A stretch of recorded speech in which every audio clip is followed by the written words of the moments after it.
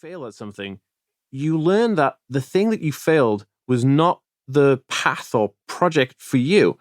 So you pivot and move on to something else. In this chapter, I uncover much of what I learned from family life that helped me as an adult later.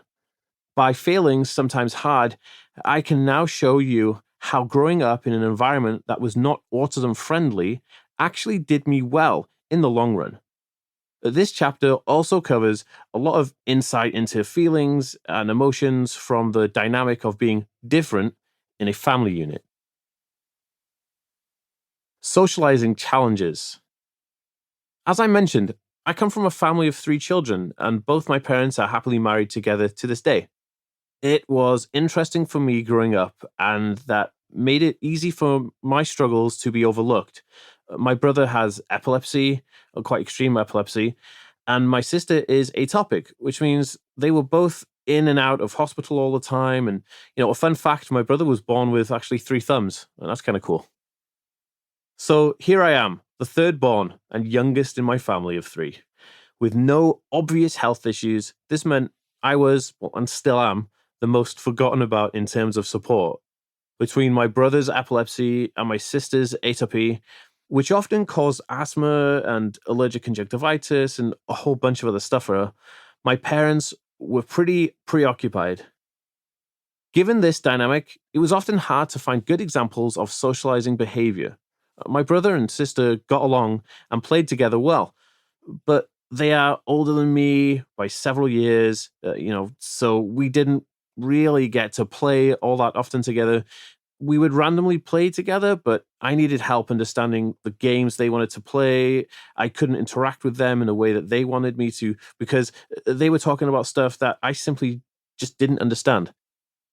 My brother is a homosexual man, and he enjoys the company of females, so he had a lot in common with my sister, and they got along well.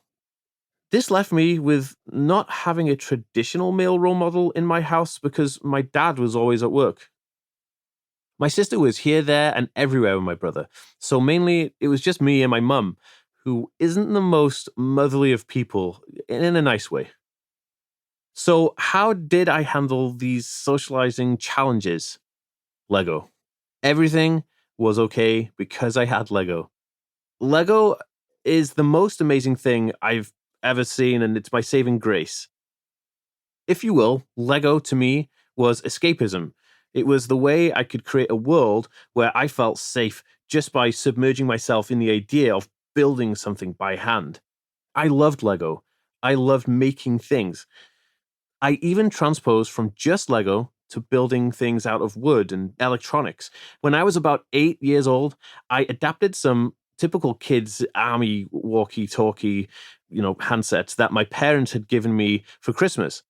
I adapted them to work over a long range so that I could talk to my buddy whose house was about half a mile away from where I lived. Not only this, I also threw myself into computing. I really, really loved computing technology. I surround myself with computers, video games, and other electrical technical gadgets. My favorite thing was the Commodore 64 and the Nintendo Entertainment System.